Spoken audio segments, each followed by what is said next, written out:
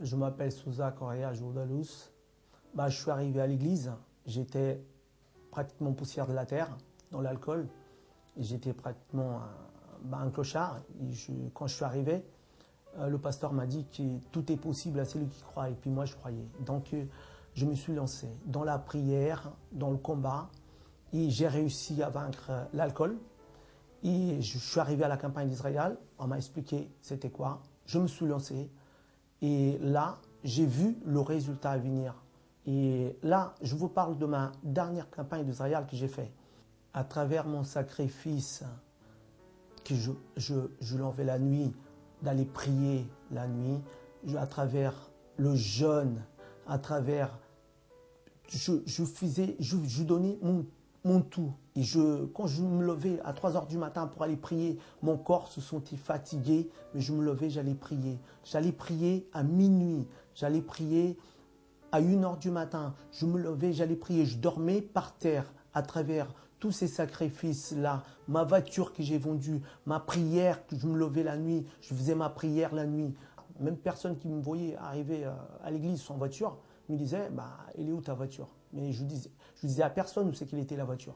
Donc là, un jour, j'ai tout donné, mais j'ai donné mes 100%. Là, un jour, le directeur m'a appelé, qui lui-même m'a appelé. Moi, je croyais que j'avais commis une bêtise dans la société. Il m'appelle, il me dit, Monsieur Souza, je suis fatigué d'y vous voir maçon tout ce temps-là. Ça fait 18 ans que vous êtes dans la boîte et toujours maçon.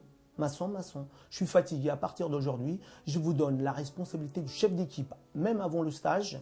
Et il m'a donné la responsabilité du chef d'équipe, mais cette responsabilité, il me donnait, le jour où il m'a accordé cette responsabilité, le salaire était déjà là.